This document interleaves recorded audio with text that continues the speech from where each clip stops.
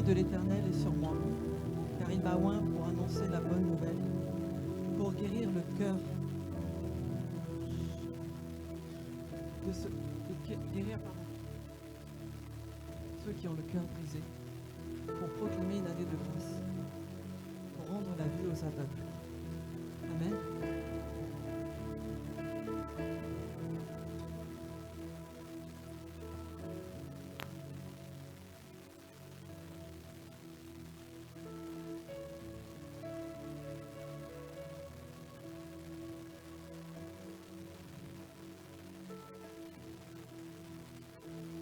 Merci Seigneur parce que tu as disposé nos cœurs. Merci Seigneur parce que nous avons reçu l'enseignement dans nos cœurs de pasteur qui nous dit n'éteignez pas l'esprit en vous. Gardez cet esprit, gardez cette atmosphère en vous et recevez la parole qu'il vous donne encore aujourd'hui.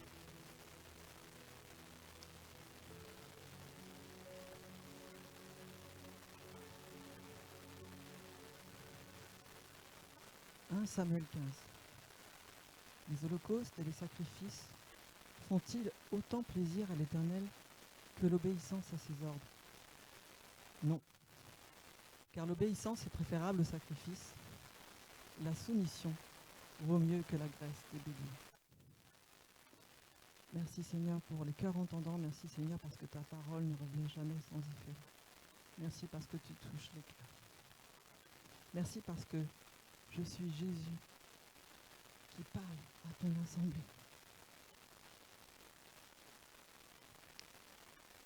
Il faut que je redescende un peu. D'abord, il me semble important de parler du sens du mot sacrifice. La pensée qu'on met derrière le mot sacrifice, elle est différente selon qu'on est dans le monde ou qu'on est ici, dans la présence du Seigneur. Donc un sacrifice, dans le sens du dictionnaire, c'est une offrande à une divinité, à un particulier, une immolation de victime. C'est une holocauste, une immolation.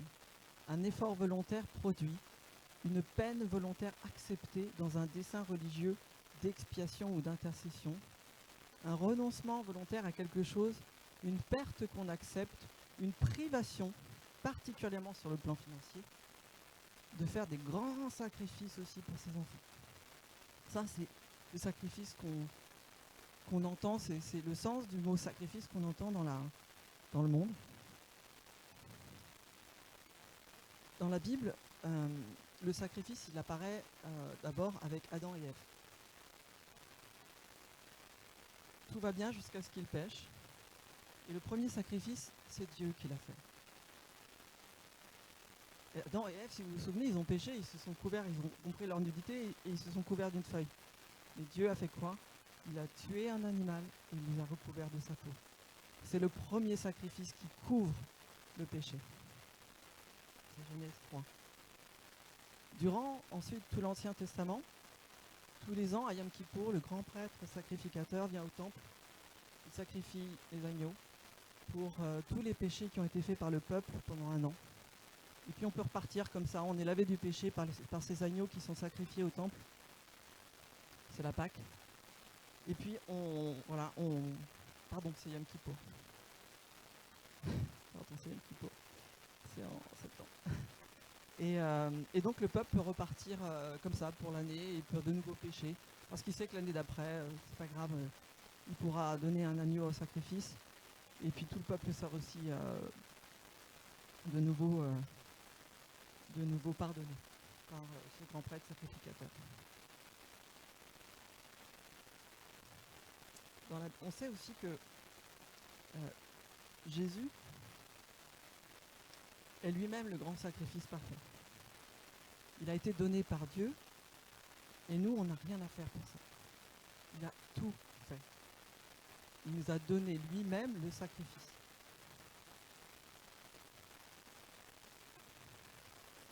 Aux yeux du monde, encore une fois, le sacrifice est perçu comme une contrainte.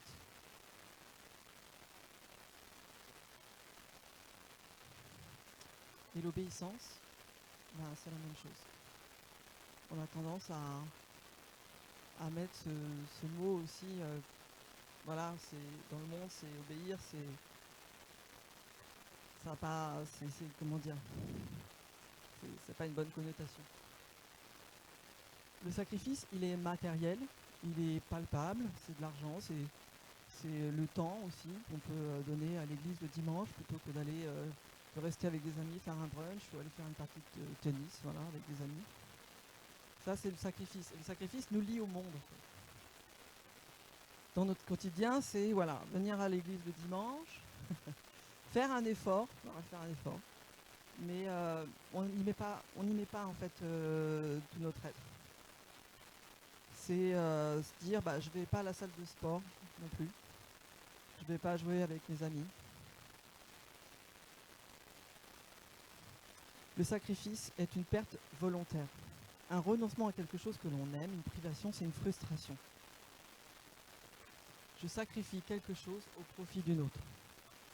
C'est horrible pour un non-chrétien dans le monde, parce qu'on a de la frustration, mais c'est aussi horrible pour un chrétien charnel, parce que je vais donner mon argent pour l'église, mais voilà, je vais sacrifier peut-être un paquet de cigarettes. Donc bon, voilà, je vais venir à l'église, mais en attendant, je vais sacrifier ce temps où je pourrais être avec mes amis à faire un tennis ou à jouer aux cartes ou à regarder un match ou peut-être la dernière série sur Netflix. Elle laisse le sacrifice, ça laisse un goût amer en fait. Voilà, c'est quelque chose qu'on n'aime pas dans la chair. Alors pourquoi le sacrifice ne fait-il pas autant plaisir à Dieu que l'obéissance? Donc sous la loi, dans l'Ancien Testament, Dieu recevait les sacrifices, puisqu'il demandait qu'on fasse des sacrifices. Et pour nous, aujourd'hui, on est sous la grâce, parce que Dieu a lui-même donné tout ce qu'il avait. Il nous a lui-même libérés du sacrifice en donnant son Fils. Il a fait le sacrifice ultime à la croix en nous donnant son Fils. Et cet ultime sacrifice, il est lié à quoi aussi? À l'obéissance du Christ. Bon, donc on va parler maintenant de l'obéissance.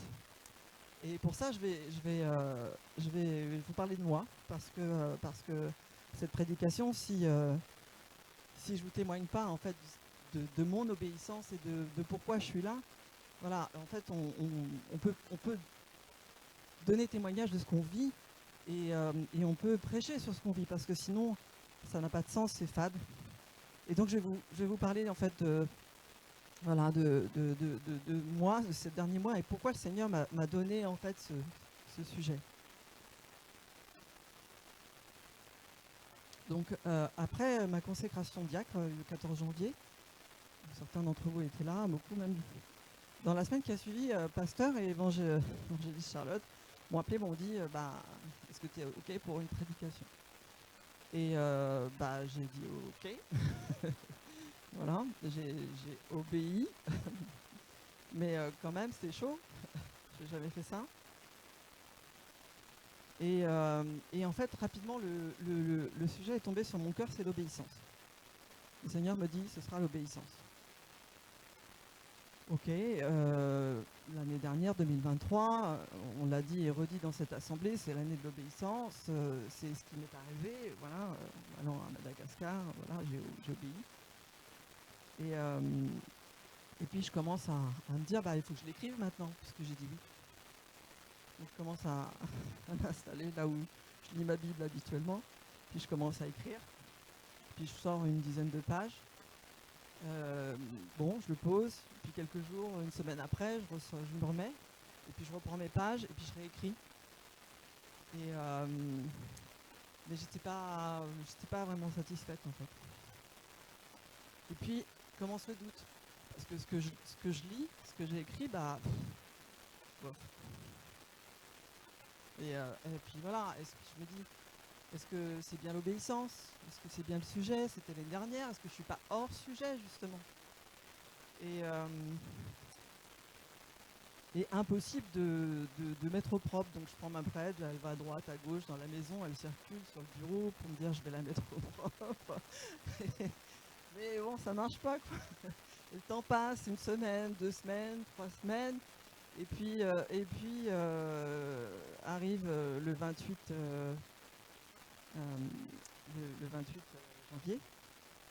Et là, dans la prière, le Seigneur me confirme, hein, il y a quelqu'un qui dit, le sacrifice vaut mieux que l'obéissance. Et là, je dis, bon, ok, je reçois des... L'obéissance, pardon, vaut mieux que le sacrifice.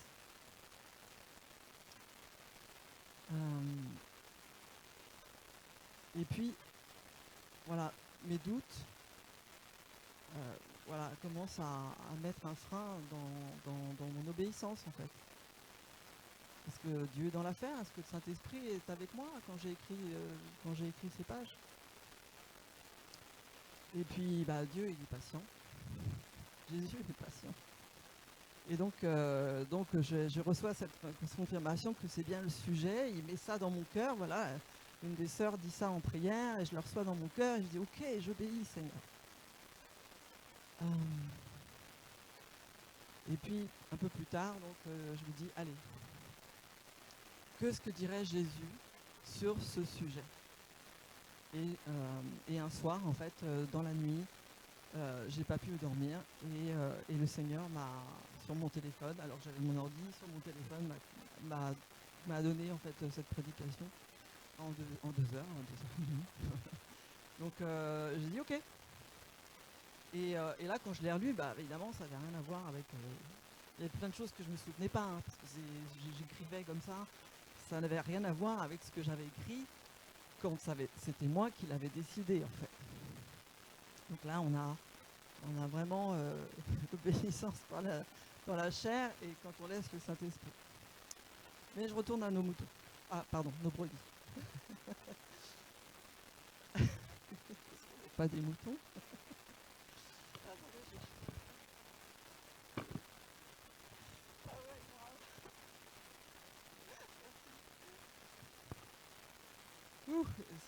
C'est chouette d'être là, mais ça donne chaud, hein, je vous le dis.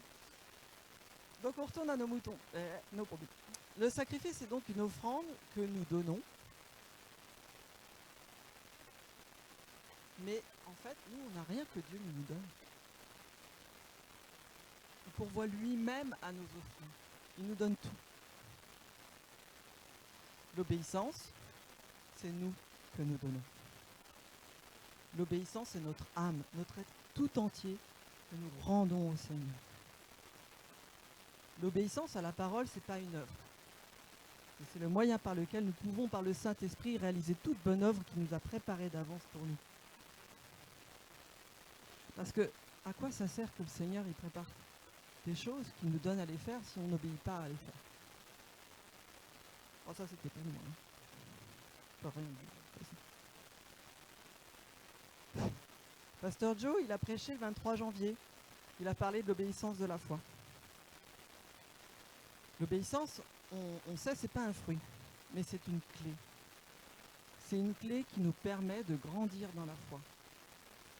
La foi, elle est la même pour tous, car on a tous reçu la même foi. On n'a pas reçu 10, 20 ou 30, on a tous 100% de la foi que Jésus a. Parce que c'est le Saint-Esprit, on a tous 100% du Saint-Esprit. Cependant, notre obéissance, elle est aussi personnelle. C'est nous qui décidons si oui ou non, on obéit. Elle dépend de nous. Elle dépend de nous si on l'active ou pas. Bon, la foi, c'est un peu pareil aussi quand même. On peut aussi avoir la foi et puis pas être à 100% dedans.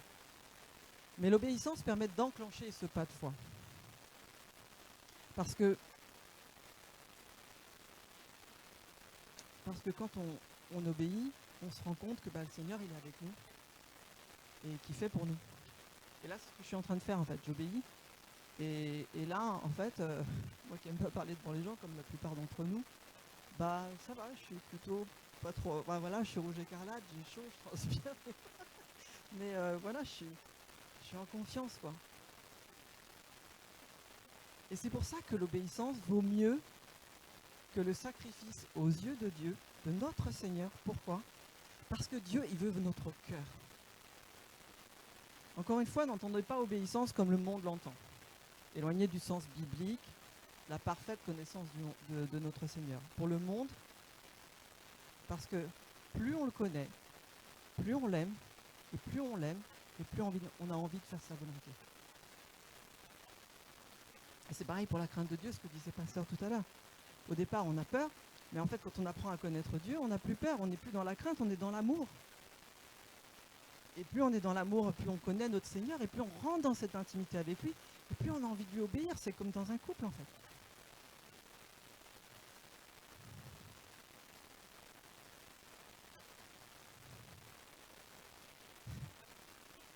Amen. Alléluia. Ça, c'est pour gagner du temps. Dans le monde, l'obéissance va à l'encontre de notre propre volonté. C'est dans le monde, hein. Elle bride notre liberté. L'obéissance nous enferme dans la loi, elle nous enferme et elle fait mal à notre chair. Mais pour nous qui sommes chrétiens, pour nous qui sommes dans cette assemblée, c'est différent. Et l'obéissance, du coup, c'est l'obéissance qu'on voit selon Dieu, à travers ses yeux, à lui. Et c'est cette obéissance qui nous rend dépendants de lui et de lui seul, afin qu'on ne tombe pas dans les pièges de ce monde. Et c'est pour ça qu'il nous a donné les commandements au départ, pour le préserver en fait, pour nous préserver dans son amour. Aujourd'hui, on est dans sa grâce et tout est différent. L'obéissance, le sacrifice, la crainte n'ont plus le même sens en fait. Et c'est en cela que Dieu préfère l'obéissance au sacrifice pour notre cœur. L'obéissance, c'est la soumission, celle-là même des femmes à leur mari. Nous nous offrons nous-mêmes, c'est une analogie entre l'obéissance avec l'obéissance que nous lui portons. Je ne sais pas si j'ai tout prêt. La soumission d'une femme à son mari, c'est l'analogie de notre soumission à notre Dieu, puisque nous sommes l'épouse. Et donc c'est pour ça que le mot soumission aussi, on ne le voit pas dans la vie chrétienne, dans notre vie avec le Seigneur, comme la soumission qu'on voit dans le monde. Donc dans l'obéissance avec le Seigneur, nous grandissons par notre expérience avec lui. Parce que quand on obéit, il nous fait faire des choses qu'on n'est pas capable de faire en fait. Et du coup, on se découvre nous-mêmes des dimensions avec lui qu'on n'a jamais explorées. Et du coup, on grandit avec lui, quoi. Et c'est juste extraordinaire parce qu'on se rend compte que même si on n'aime pas parler, on parle, même si on veut pas chanter, on sait pas chanter, on chante. Voilà, on dépasse. Il nous fait nous dépasser parce que lui, il sait tellement, et puis c'est lui qui fait à travers le Saint-Esprit qu'il nous a donné.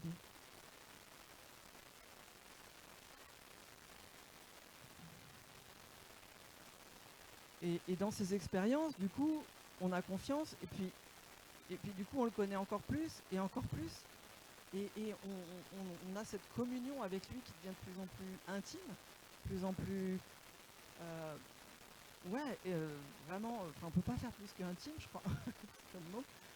Et c'est comme exactement la même chose, encore une fois, on revient sur l'analogie avec le couple. Le Seigneur m'a mis à cœur de dire ça, parce que, pour X raison, mais c'est sa raison. En fait, oui, on grandit en fait dans une confiance mutuelle dans le couple. Et c'est la même chose qu'avec notre relation avec le Seigneur, en fait. Mais il ne faut pas oublier que la plus grande des obéissances, c'est celle de Jésus-Christ à la croix.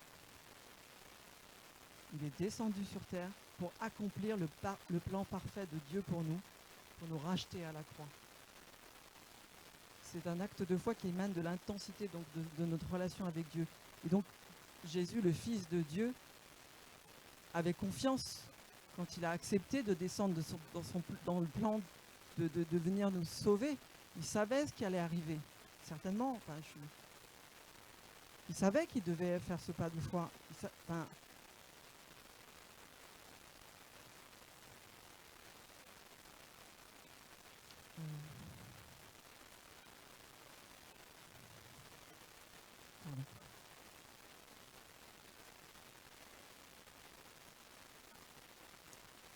suis allée trop vite. J'ai oublié un truc hyper important, je veux dire.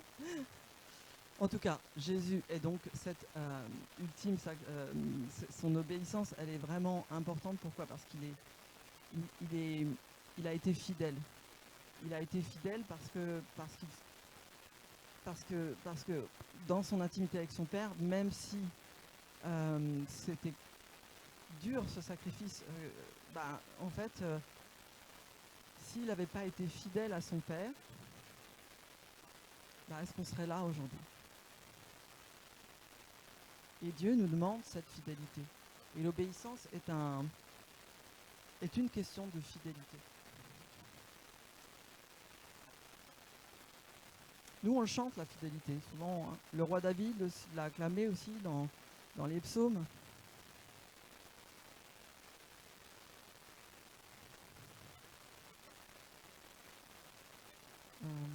Joseph aussi, dans la Bible, il a été fidèle. Il a été fidèle à son geôlier, Potiphar. Et Dieu l'a glorifié. Parce que Joseph, en obéissant, a glorifié Dieu, qui l'a glorifié, qui a permis de servir son peuple et d'emmener son peuple là où il l'a emmené. Il y a d'autres exemples aussi comme ça, mais Jonas qui a désobéi et puis finalement qui obéit. Et puis Ninive, du coup, est sauvée. Le Seigneur, il nous utilise dans l'obéissance pour bénir les autres. Donc notre obéissance est un signe de fidélité et ça n'a pas d'égal. Parce que même notre désobéissance, finalement, ne nous séparera jamais de Dieu. Jonas, il a désobéi, encore une fois, et il n'a pas été séparé. David a péché, il n'a pas été séparé de Dieu. Dieu l'a conservé, alors que Saul, il l'a destitué.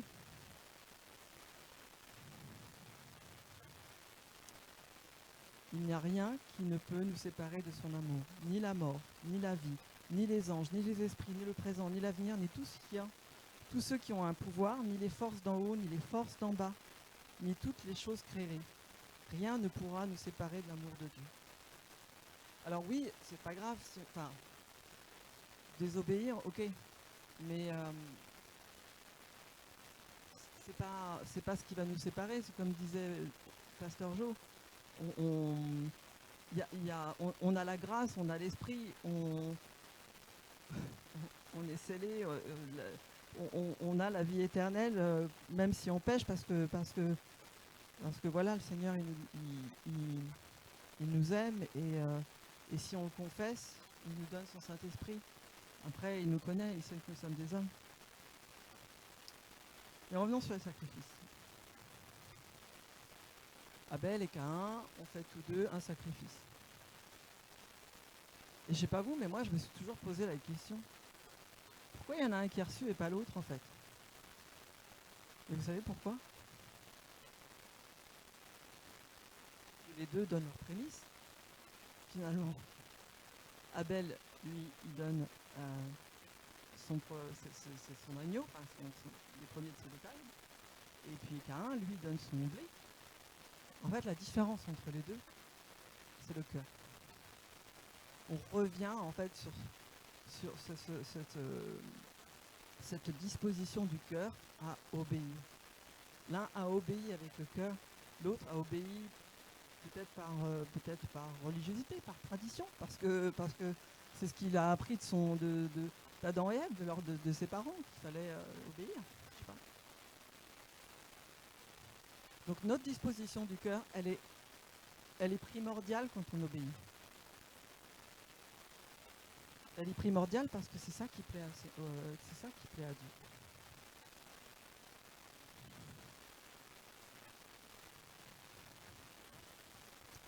Et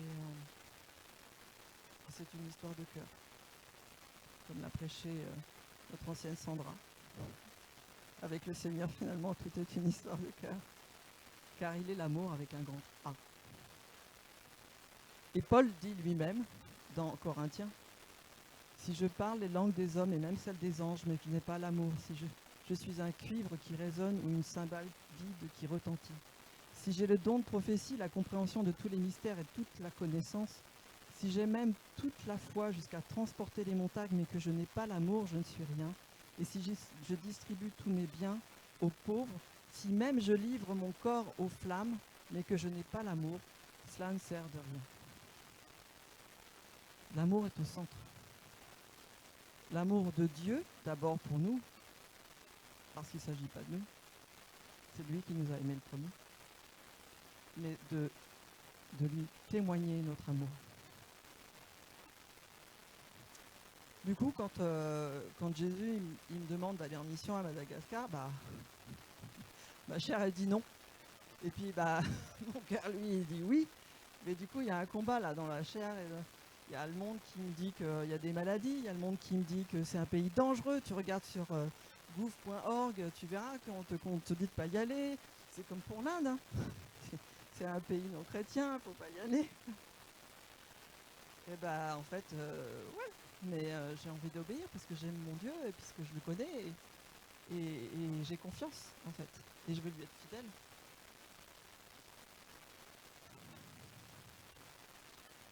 Ouais.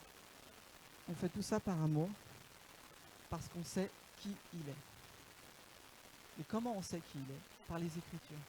Parce que je lis la Bible, parce que je la médite, parce que je l'explore, et parce que je sais que je vais vivre avec lui ce qu'il me montre dans la Bible de qui il est en fait. Parce que la parole, elle est vivante.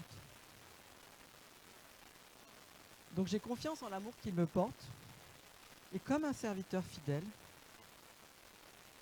en fait, j'ai appris à essayer de plus me poser de questions. Pourquoi? Pourquoi tu me demandes d'aller là? Pourquoi tu me demandes de faire ci? Pourquoi tu me demandes de faire ça? Parce que je veux contrôler en fait. Ouais. Donc mon âme, elle se tourne vers mon esprit. Et là, je renonce à ma chair. Et puis il y a mon âme qui se tourne vers mon corps. Voilà, et je renonce à ma chair. Donc j'ai ce combat-là de je veux contrôler, c'est quoi? Quand mon boss, il me demande de faire un travail, je demande pourquoi. Ouais, mais si tu m'expliques, en fait, je saurais mieux. Du coup, j'aurais peut-être plus de cœur à le faire. Ouais, mais du coup, je veux contrôler. Et puis, en fait, j'ai peut-être pas envie de le faire. Parce que je pense que mon avis sur la question est peut-être plus important. Parce que si moi, je le faisais comme ça, peut-être que ce serait mieux. Donc, je ronchonne, je médite. Et puis à un moment, on peut faire un contre-cœur, quoi, carrément. Philippiens 2 nous dit « Faites toutes choses sans murmure ni hésitation, afin que vous soyez irréprochables et purs, des enfants de Dieu irrépréhensibles au milieu d'une génération perverse et corrompue, parmi laquelle vous brillez comme des flambeaux dans le monde. » Cessons de faire les choses en ronchonnant. Dans le monde, en fait, j'y viendrai après. Je vais aller trop vite. Donc, qui est le boss pour nous chrétiens? Ouais, Jésus, c'est lui le boss des boss, le roi des rois, non? Donc quand il demande quelque chose, on fait quoi? On obéit sans dire « Pourquoi, Seigneur, tu m'emmènes là? Pourquoi, Seigneur, tu veux que je fasse ça ?» Amen. Et nous, on l'aime, notre boss, non? Et si on l'aime, on lui fait confiance, les yeux fermés, on a envie de lui faire ce qu'il nous demande, quoi. Ah, amen. Donc quand on obéit à sa parole, c'est lui qui le dit dans Jean 14. Celui qui a mes commandements et qui les garde, c'est celui-là qui m'aime. Et celui qui m'aime sera aimé de mon Père, et moi je l'aimerai, et je me manifesterai à lui. Let's go! Lâchez prise. Let's go. Hey, let's go en Inde. Et puis surtout, c'est les premiers, les premières musiques de Soaking, parce que je sais pas ce que c'est que le Soaking, qu'on nous a mis sur YouTube, sur notre chaîne YouTube, c'est Let's go. Lâcher prise. Donc l'année 2023, c'était l'année de l'obéissance à ma Gospel Church. Pardon, MDG. sais pas pourquoi je dis ça. Pardon. Un ministère don de grâce. C'est ça en fait. Pourquoi? Parce qu'en fait en mars je suis arrivée ici et My Gospel Church c'était c'est mon ancienne église. Une pensée pour eux.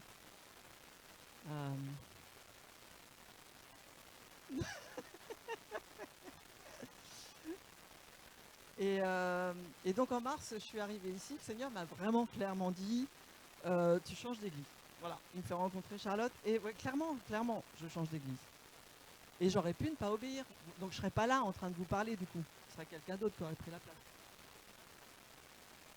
Ensuite, il m'a demandé d'aller à Madagascar. Ça, je vous en ai dit.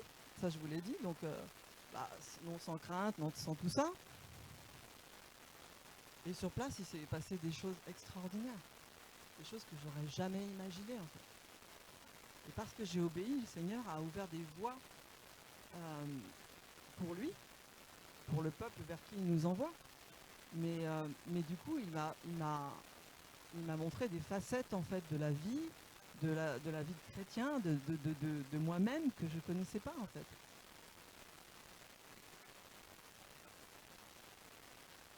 Et en fait, vraiment quand on l'obéit, il dépasse tout ce qu'on peut s'imaginer. Et ce sont ses promesses. Ésaïe 51 dit « J'ai obéi, je mets mes paroles dans ta bouche et je te couvre de l'ombre de ma main, pour étendre de nouveaux cieux et fonder une nouvelle terre, et pour dire à Sion, tu es mon peuple. » Dans Ézéchiel, il me dit « Fils de l'homme, reçois dans ton cœur, écoute de tes oreilles toutes les paroles que je te dirai. » Matthieu dit « Mais quand on vous livrera, ne vous inquiétez pas de la manière dont vous parlerez, ni de ce que vous direz. Ce que vous aurez à dire vous sera donné à l'heure même. » Luc, car le Saint-Esprit vous enseignera à l'heure même ce qu'il faudra dire. Avoir confiance, ce sont ses promesses. Que c'est lui qui fait, que c'est lui qui met sa parole dans nos bouches. Et je l'ai expérimenté. Et Andrian, et tous ceux qui sont venus exhorter là, s'il vous plaît, venez exhorter, venez l'expérimenter. T'es ma fille spirituelle, me dit un jour Mme Charlotte. Spirituelle, j'ai jamais entendu ça, moi. Ah si, ça me dit quelque chose. Dans la Bible, attends, fille spirituelle. Paul, il a Tite et il a Timothée. Je dis ok, bah, c'est biblique, hein. Finalement, elle m'a dit que je suis sa fille spirituelle. Même. Et du coup, je me dis, bah ouais. Donc je me dis, bah allez, ok. Je me pose pas plus de questions que ça. Et puis, quelques temps plus tard, en fait, le Seigneur, je reviens d'un dimanche, et comme ça, je suis dans la voiture. Et là, le Seigneur, paf, il me donne une révélation là-dessus. Parce que quelque part, j'obéissais sans me poser de questions, mais il y avait quand même quelque chose qui... Bon. Et c'est le Seigneur, en fait, qui vient vous donner les révélations quand vous discutez avec lui. Et là, il me dit, Jésus a dit lui-même, sur la croix, Jean, voici ta mère, maman, voici ton fils. Mère. Et là, en fait, c'est tombé dans mon cœur parce que c'est Jésus lui-même qui a donné, en fait, sa mère à Jean, une mère spirituelle à Jean et un fils spirituel à sa propre maman. Bah voilà, j'ai plus à me poser de questions, en fait. Je m'en posais pas, j'ai accepté. Mais du coup, en fait, il m'a donné encore plus cette conviction. Et ensuite, ça a été tout un tas de pas d'obéissance. Et voilà, ici. Et en plus, si on est ici, en fait, voilà, il m'a demandé d'être trésorière de la société de grâce. Il m'a donné cette aspiration profonde de devenir diacre. J'aurais pu ne pas obéir, mais j'ai obéi. Voilà, il m'a demandé à travers pasteur et évangélique de me donner de faire cette prédication, j'aurais pu ne pas obéir. Mais voilà, je suis là. Et eux-mêmes, en fait, quand ils m'ont demandé ça, ils ont eux-mêmes obéi au Saint-Esprit, à ce que le Saint-Esprit leur a donné. Et si on est là aujourd'hui, c'est parce qu'eux-mêmes ont obéi en ouvrant leurs cellules. Eux-mêmes ont obéi au Saint-Esprit, en fait. Et on ne se rend pas compte que si on ne marche pas dans l'obéissance avec le Seigneur, dans l'amour, de la confiance, bah, en fait, où en serait le royaume aujourd'hui? On ne serait pas là s'ils n'avaient pas obéi. Merci. Merci.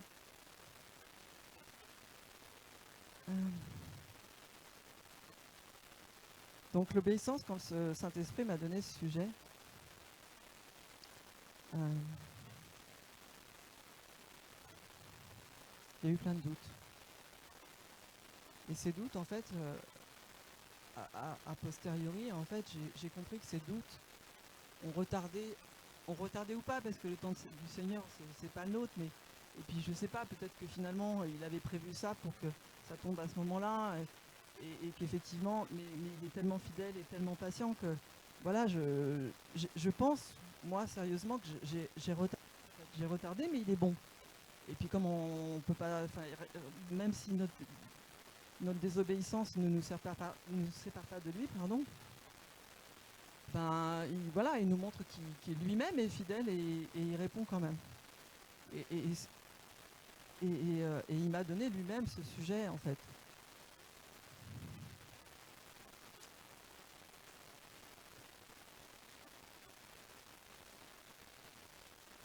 Pourquoi je dis ça? Parce que même si ma chair, elle me disait non,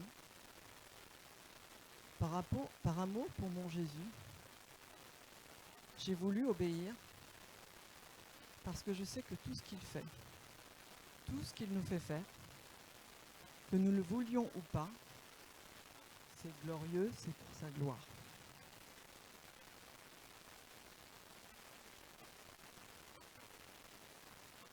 Donc quand on l'obéit, en fait, on le glorifie. On le glorifie parce que c'est lui qui nous fait faire, en fait. C'est lui qui nous donne le vouloir et le faire.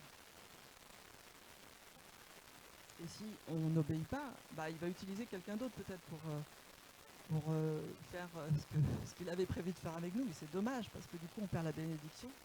La bénédiction d'être ce vase d'honneur qu'on veut être à ce qu'il nous remplisse pour servir, ou on perd la bénédiction de pouvoir transmettre à quelqu'un cette bénédiction de le connaître, en fait.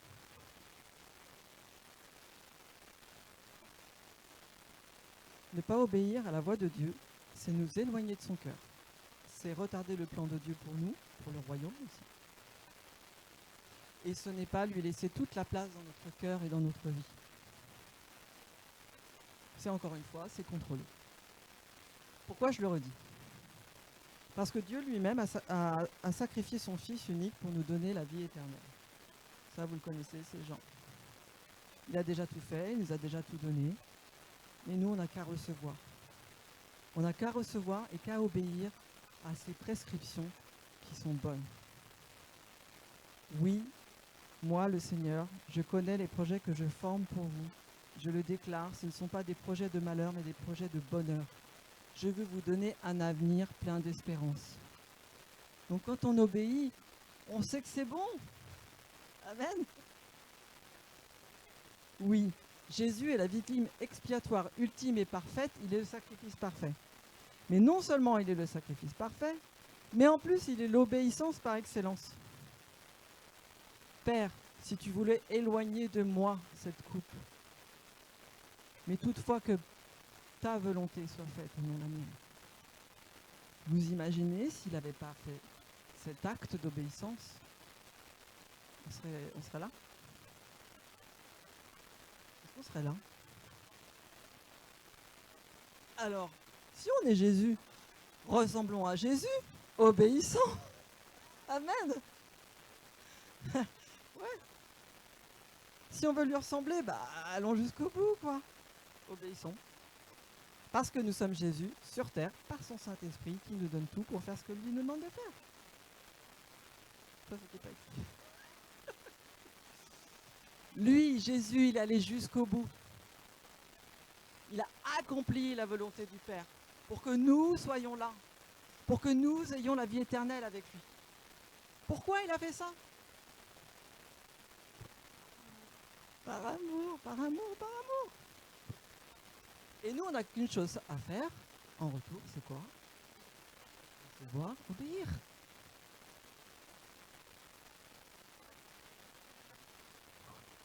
S'il vous plaît, s'il vous plaît, ne freinez pas le plan de Dieu pour vous par la désobéissance et le contrôle. Aimez sa voix. Obéissez comme des brebis, entendre sa voix et le suivre sans se poser de questions, car il est le berger qui prend soin de son troupeau. Et vous êtes ses brebis, pas ses moutons.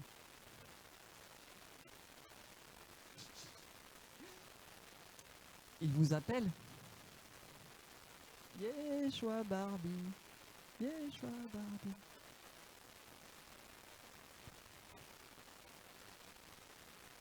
Amen.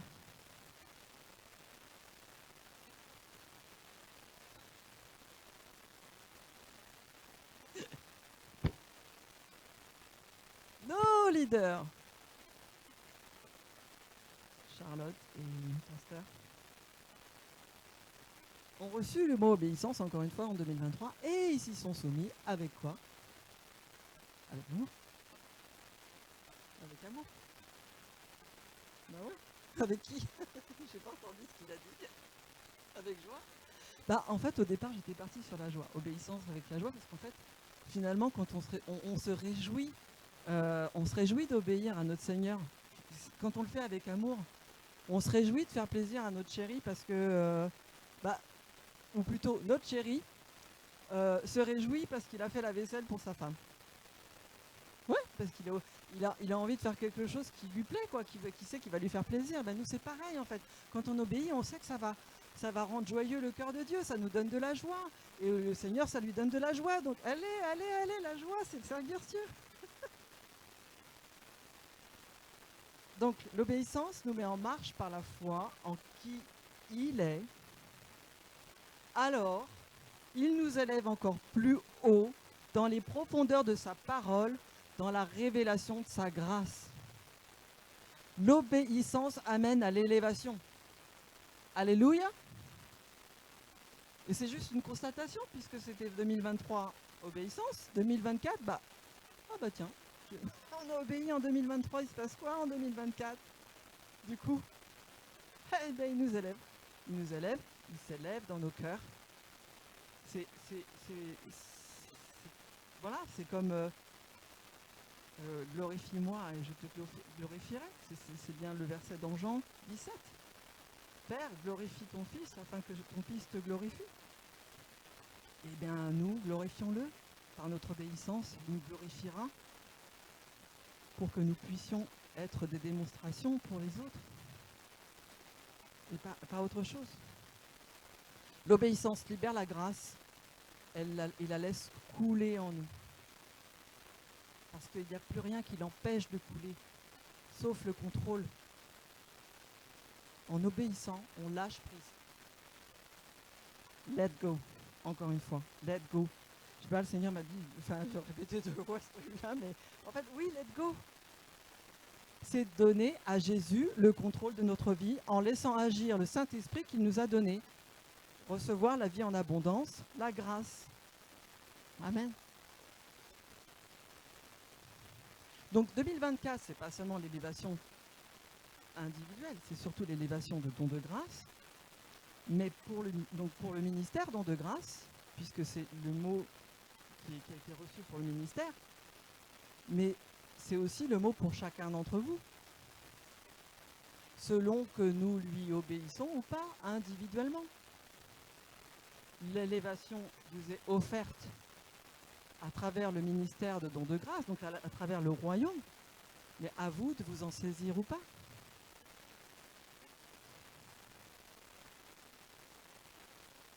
Il nous a aimé le premier, rien ne tourne autour de nous, mais tout doit être centré sur lui. on dit Christo-centré. Toute notre vie doit être centrée sur lui, avoir le regard en permanence sur lui. Ne vivons pas comme des chrétiens du dimanche, mais vivons comme des chrétiens au quotidien. Un jour, j'ai entendu ça et ça m'a marqué en fait. Je ne sais plus qui l'a dit. Hein. C'est un pasteur, oui, c'est un homme de Dieu qui a dit ça. Et il a dit, le dimanche, en fait, quand on vient à l'église, en fait, c'est le jour où on s'entraîne en fait le dimanche. C'est le jour d'entraînement pour que quand on arrive dans la semaine, en fait, ça devient notre terrain de jeu, c'est la semaine, avec le travail, avec la famille, avec nos collègues, avec nos amis, avec les gens qu'on rencontre dans la rue. Donc on vient le dimanche, on s'entraîne tous les uns les autres, et paf, on va jouer la semaine. Et du coup, moi j'ai gardé cette image parce qu'effectivement, je me dis, ouais, je ne veux pas être un chrétien que le dimanche, tous les jours. Et ça, c'est pas nouveau, on l'a déjà dit dans cette assemblée. Servir, c'est obéir dans la joie, sans contrainte, mais dans l'amour, avec confiance. C'est être fidèle à notre Maître. C'est désirer, malgré notre chair qui dit non, faire ce que le Saint-Esprit nous demande. C'est Éden, c'est les 7. On ne va pas refaire l'histoire, c'est notre âme qui se tourne soit vers la chair, soit vers l'esprit.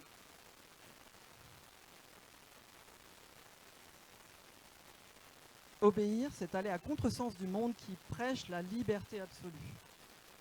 L'entrepreneuriat, en veux-tu, en voilà, la liberté d'expression, la liberté de savoir si je vais être un homme ou si je vais une femme, la liberté de penser. Donc, tu es obéi, tu es soumis à ton Dieu, mais en fait, tu es dépendant de quelqu'un d'autre, tu es faible. Mais nous, on sait que non. On sait que ces mots, obéir, crainte, soumission, n'ont plus du tout le même sens quand on est dans le cœur de Christ. Bon, j'ai presque fini.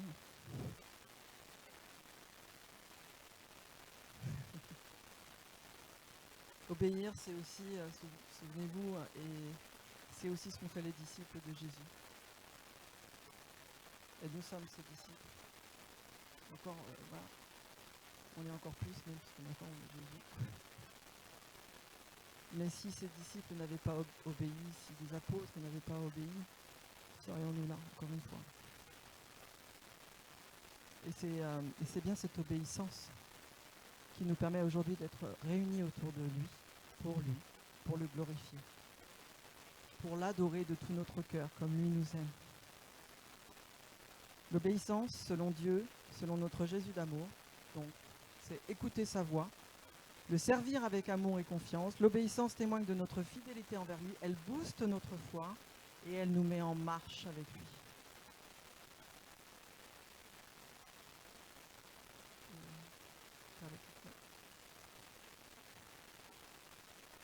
Je vais vous chanter une petite chanson.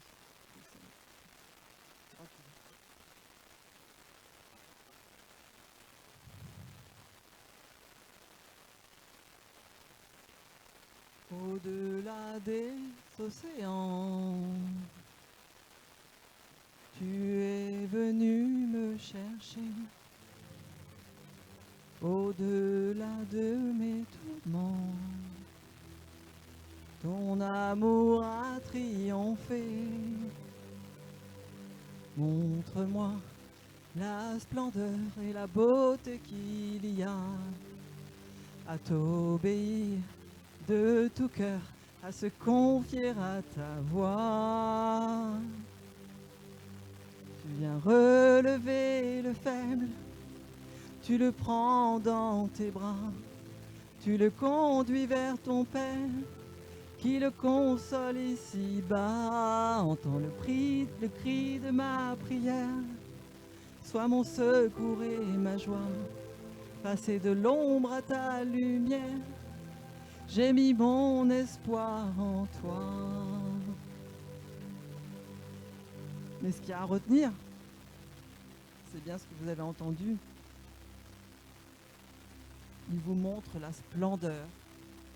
Il vous montre la beauté qu'il y a à lui obéir.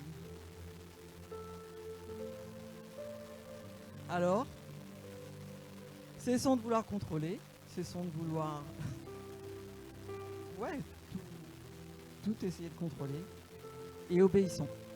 Allez, obéissez. Par amour et par la grâce du Seigneur. Amen.